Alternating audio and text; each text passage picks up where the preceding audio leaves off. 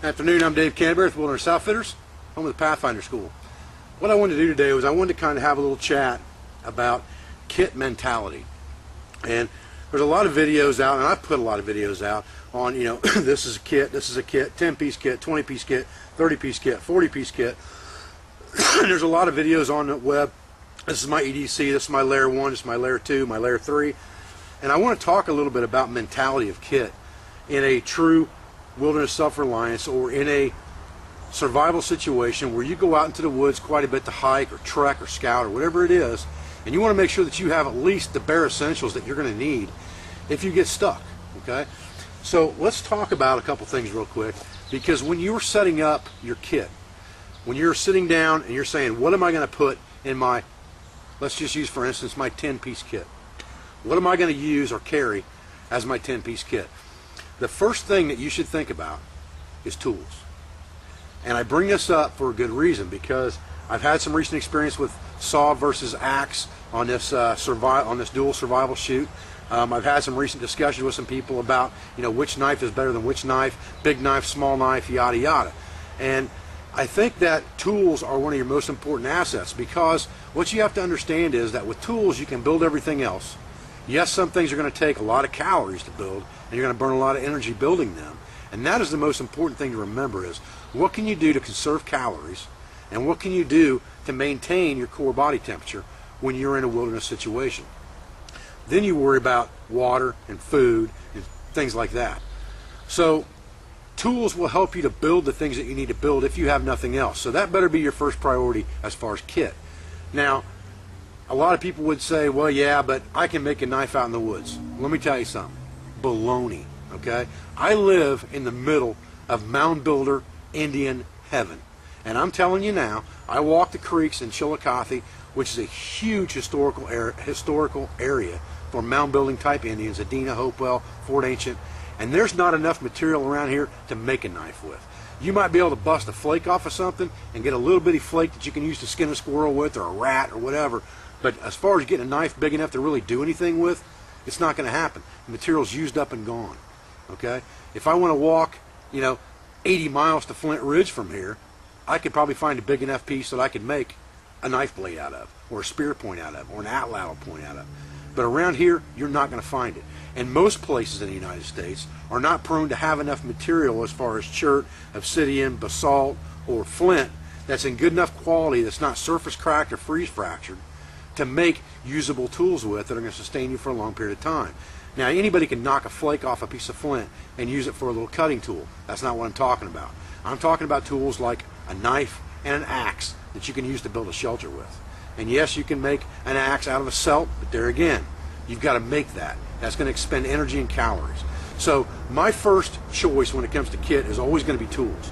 And it's always going to be in the eastern woodlands, it's going to be a knife and a saw. Perfect. This little Frostmore, cheap $10 knife, common man's kit. I've seen the knife destruct test on YouTube enough to know this is a good knife, even for $10 to $13. Okay, and it will sustain me if I need it to. This one happens to be stainless steel. I'd rather have the carbon.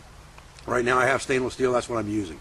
I have a Baco Laplander saw, same as the Kershaw. Like I told you in the video that we did on the fish hooks earlier and the rabbit stick, that thing ate the lunch of a guy that had an axe that knows what he's doing with an axe. It wasn't just some slouch with an axe hammering away with it like other people on videos on YouTube. But this guy knew what he was doing with an axe, and even yet this saw was still outpacing him and using less calories, and I wasn't sweating a bit, cutting down 4-inch saplings all day long to make shelter with. So an axe is not going to be my choice unless I'm going to have to cut down large trees. It's going to be a knife and a saw. My third tool, if I had a third tool choice, would always be a multi-tool, either a Gerber Diesel or a Leatherman Wave or Core, because you can always use those needle nose pliers. The rest of those tools, the file's good to have. The little saw is okay. If you've got a big saw, you really don't need it unless you're doing a little intricate work, things like that, maybe on those fish hooks, things like that. But really, the pliers are the meat of that tool, because you can use those to force needles through items that you're repairing. You can use them to grip onto for needles if you're going to have to sew up a wound. So those pliers are the meat and potatoes of that whole thing. So any type of multi-tool that has a pair of pliers on it will suffice for that purpose. You don't have to go out and spend $100 on a multi-tool.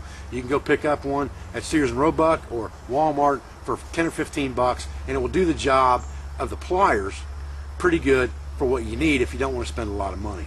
So the things that I look at beyond that in my kit, the first things that I look at when I'm thinking about what am I going to put in my kit, I want to think about what is it going to take a lot of calories burnt and a lot of energy spent to do in the woods that I can carry with me to make it a lot simpler for me and not have to burn that many calories. Well, shelter would come to mind, and fire. Okay, and I can make a bow drill fire. I've done it on video. It's not a big deal. It's not rocket science, not magic. It just takes practice. But it takes a lot of energy to make a bow drill fire. It takes energy to make the set, and then it takes energy to make the fire. If you've got a ferro rod, you pretty much can overcome that. You got a cigarette lighter and a ferro rod, some cotton balls, like we showed in that small fire kit. That whole kit costs probably less than $10 minus the ferro rod. But you can get ferro rods for $9 to $10 on the internet, different places. So you can put these kits together pretty cheap and pretty easy, and they're going to work for you. And they're going to save you a lot of calories and a lot of energy, and that's what's important. So after fire comes shelter. Do I want to expend a lot of energy to build a big debris hut if I can just carry a tarp or even a 3-mil garbage bag into the woods that fits inside a 55-gallon drum?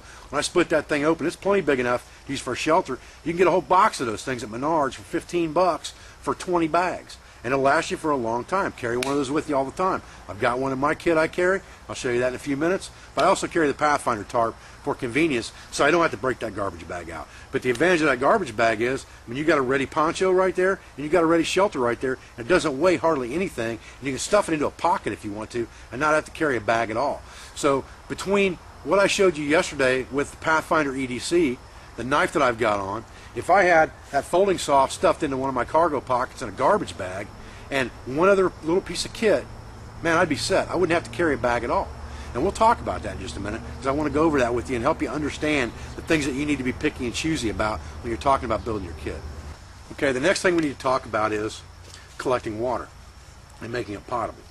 Now, if we wanted ultra light, ultra lean, we could just carry a 1-quart freezer bag and a pack of chlorine dioxide tablets if we weren't going to boil, and we're good to go. The hassle is going to be transporting that water, carrying it around in a 1-quart freezer bag all day. You're better off to just spend the money, get a canteen and cup, or get a Guide Design bottle, $20-25 for either one, and you're good to go. You can boil water, collect water, carry water, and you're good to go. And you don't have to go through the hassle of carving out bowls to try to put rocks in it to boil them in, and carving out something to drink it out of, or carrying around a 1-quart freezer bag, using chlorine dioxide, taking a chance on catching cryptosporidium. Spend the money. It's just a good piece of kit to have. Okay? So we've got our tools taken care of, we've got our shelter taken care of, we've got our fire taken care of, we've got our water taken care of. Food is a no-brainer. Food is the one thing that I would not worry about, other than maybe if you're going to carry some snare wire with you, which I do that quite a bit. I've got a snare kit that I carry in my kit. Snaring is low percentage, and I've argued this with people before on the internet, and the reason I'm not saying it's low percentage because you can't catch animals. I'm saying it's low percentage because it takes a large amount of them to catch animals. If you've got 10 feet of snare wire in an Altoids 10, you're dead. I don't care. You're not going to catch animals with that. You might catch one, if you're damn lucky, in a week. If you've got 10 snares, then you've got 10 times the chance of catching an animal. That's what I'm talking about by making sure that you have enough snare wire. So snare wire doesn't weigh a lot. You can carry it. The wire that we sell on our website, the number 4 braided wire is good snare wire. That's what I carry. I've got it pre-cut in a plastic container that I'll show you in a few minutes with some wax in there. The whole kit, is next to nothing, and that's my trapping kit that I carry in my bag most of the time. But you really don't have to carry items to hunt with, because you can make rabbit sticks, you can make bundle bows, you can make arrows, you can make spears, you can make frog spears, you can make fishing poles, you can make fishing lines, you can make fishing hooks, and that stuff doesn't take a lot of energy to make. Now if you're going to go out and carve a really nice fancy soft bow in the woods and make beautifully fletched arrows, yeah, that's going to take some energy and some time. But you've got that time when it comes to food that you don't have when it comes to shelter, water, and fire. So those are the way you need to prioritize things when you're thinking about this stuff, guys. So now we've talked about our fire shelter, talked about our water, we've talked about food. All right. First aid is something that is up to each individual. All right. But my first aid kit is very small, and I don't call it a first aid kit.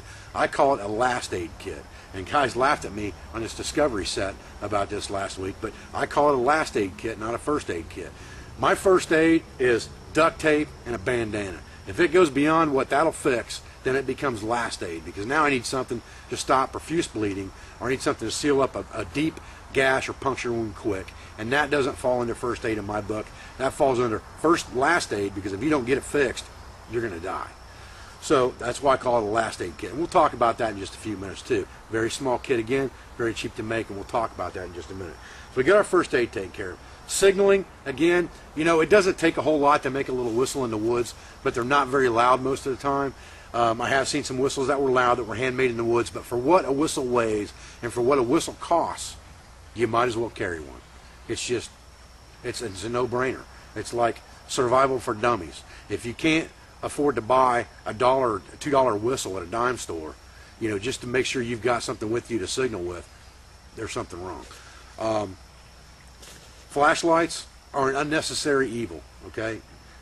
I've got one in my kit. Most people do. It's not necessary. You've got firelight, you've got torches you can make. It's not something that you're trying to put in your kit to replace burning calories. And that's the way I look at kits. So if there's an unnecessary item in my kit, a flashlight would be it, and that's what I would toss. And we're going to go through my kit in just a minute. We're going to toss out what I think I really don't need or don't have to have, and we'll see what we come up with. And I bet you I can carry all of it on my body without even carrying a bag. Pretty easy, and I think you probably could too. So that brings us down to navigation. Now, navigation's a tricky subject. Do you need a compass? Yeah, you probably do. Yeah, you can navigate by the stars, you can navigate by the sun, you can navigate by plants, trees, things like that. There's ways to navigate. You can put sticks in the ground to get general direction and things like that. We've showed those things on past videos. But there again, for the size and weight of a compass and what you can buy a cheap compass for, just to tell you general direction, like I said, survival for dummies. It's a no-brainer.